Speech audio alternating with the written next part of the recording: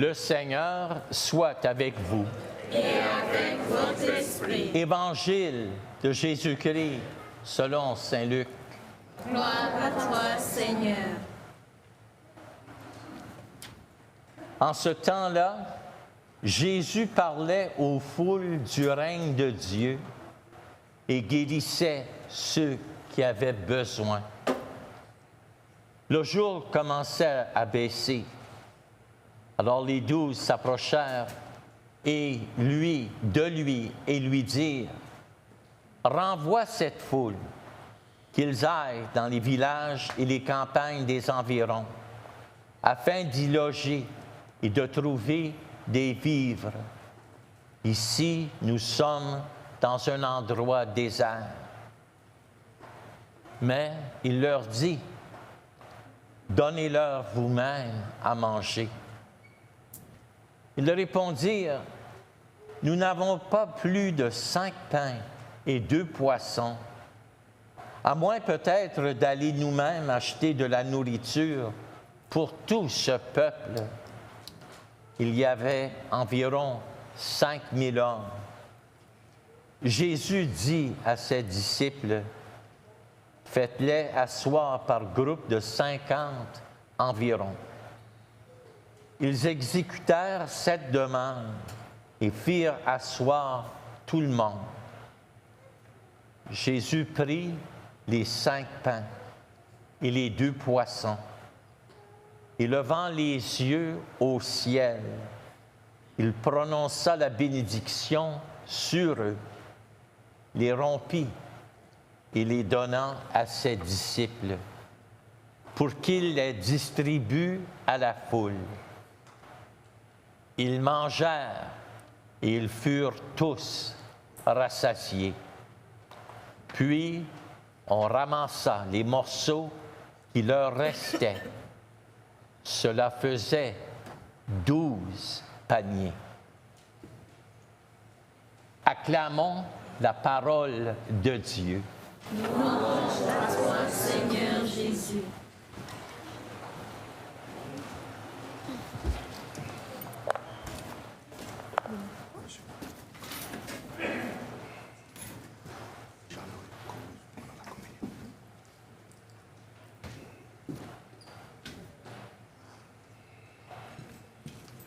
Je me suis arrêté cette semaine, j'ai commencé à réfléchir sur mes 51 ans de prêtrise.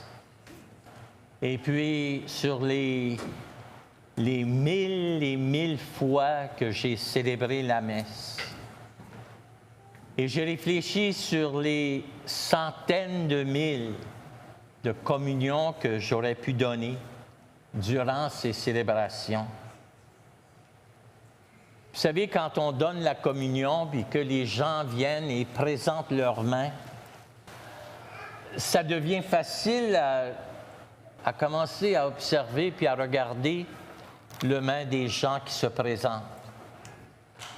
Vous savez, quand je vois les mains d'une personne, je me dis, ces mains nous racontent une histoire, l'histoire d'une vie vécue.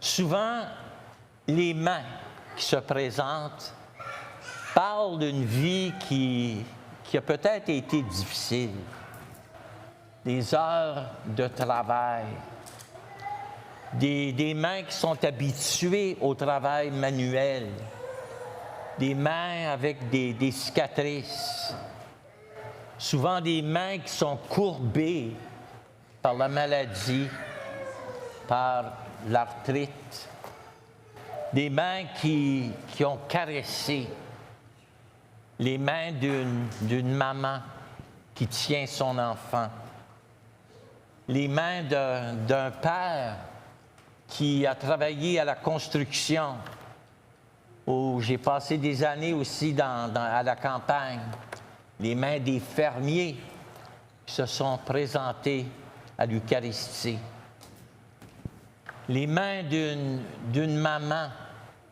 qui a fait de la cuisine pendant des années, qui a peut-être brûlé ses mains par les tartes qu'elle a faites ou par les choréodates, ce que j'aime beaucoup d'ailleurs. Les mains des artistes, les mains qui ont peinturé, les mains qui ont joué de la musique, les mains des enfants qui viennent et puis qui cherchent la tendresse, qui cherchent l'affection, qui cherchent peut-être des caresses. Nos mains nous parlent d'une histoire, mais aussi cette histoire se voit dans nos yeux. Hein, on dit souvent que les yeux sont les miroirs de l'âme. Donc, nos yeux parlent beaucoup aussi d'une vie vécue. Une journée, c'est peut-être la joie qui est débordante dans les yeux des gens qui vont se présenter. Puis des fois, dans les yeux, on voit la détresse, on voit les inquiétudes que les années ont pu produire.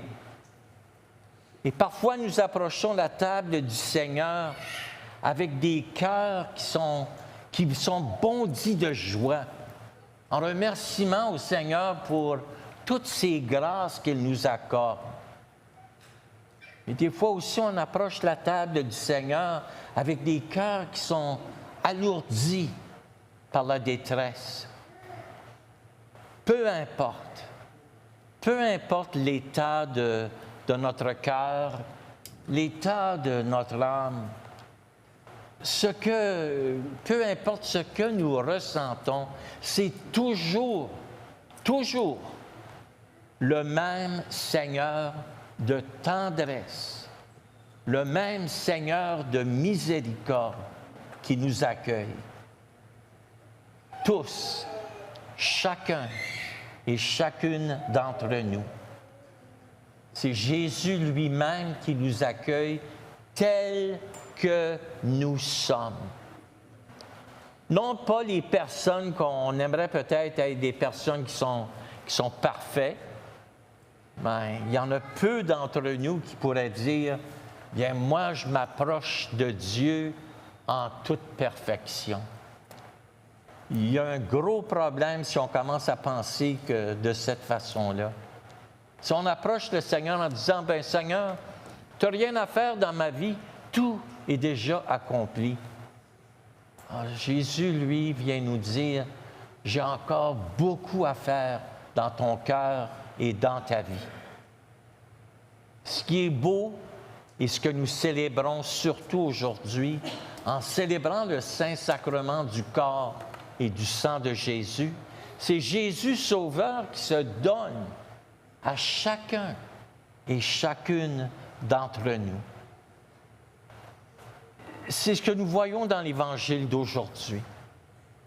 Hein, on voit Jésus qui a toujours cette foule immense qui le suit. Mais est-ce que Jésus voit une foule devant lui? Je me suis toujours posé cette question et puis je me dis non. Jésus ne voit pas la foule. Puis ça, c'est évident dans l'Évangile qu'on voit aujourd'hui. Jésus voit l'être humain. Jésus voit la personne. Jésus voit l'individu. Vous savez, j'ai plusieurs gens qui m'ont approché pendant les années et qui ont dit, vous savez, l'univers est tellement grand, le monde, il y en a tellement dans le monde, comment est-ce que Dieu peut s'adresser à chacun et chacune d'entre nous? Et quand on pense de cette façon, c'est parce qu'on met nos limites de l'être humain sur Dieu. N'oublions pas que Dieu est Dieu. Et Dieu peut tout faire. Et Dieu peut nous approcher individuellement. Et c'est ce que l'Évangile nous fait voir aujourd'hui. Hein, les apôtres, eux, ils voient la foule, cette foule immense. Puis ils commencent à se dire, la journée se termine. Ces gens ont besoin de manger. Au moins, ils voient ça. Ils vont dire à Jésus, renvoie-les cette foule pour qu'ils aillent dans les alentours et qu'ils se font nourrir. Hein, Jésus, il prend la parole puis il dit, puis ça c'est important d'entendre cette parole. Jésus leur dit, donnez-leur vous-même à manger. Mais encore, Jésus vient dire, je vais nourrir cette foule. Je vais nourrir ces individus que j'ai déjà guéris plusieurs d'entre eux. L'Évangile vient nous dire que tous mangèrent à leur faim, que tous mangèrent à satiété.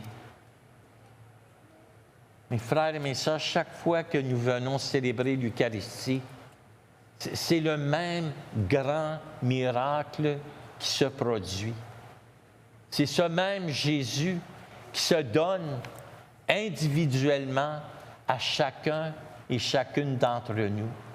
Peu importe nos distractions, peu importe nos inquiétudes, peu importe nos besoins personnels, Jésus voit et Jésus répond à notre prière individuelle dans notre diversité.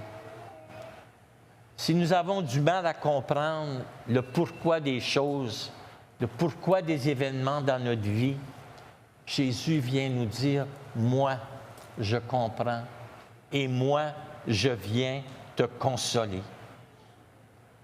Quand nous nous rassemblons pour célébrer l'Eucharistie, les paroles de Jésus à ses disciples devraient résonner dans nos cœurs. Donnez-leur vous-même à manger. Vous voyez, puisqu'en recevant Jésus, puisqu'en communiant à Jésus, nous devenons ce que nous recevons.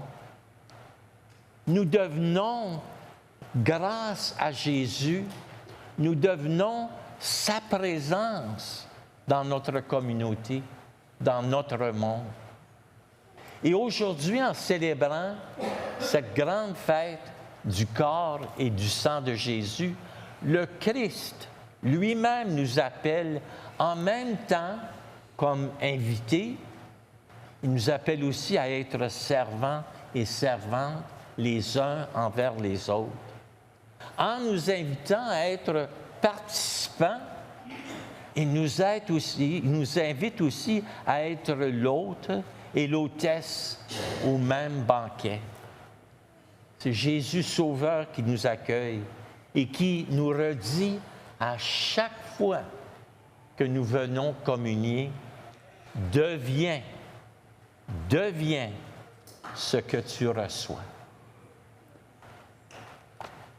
En ce moment,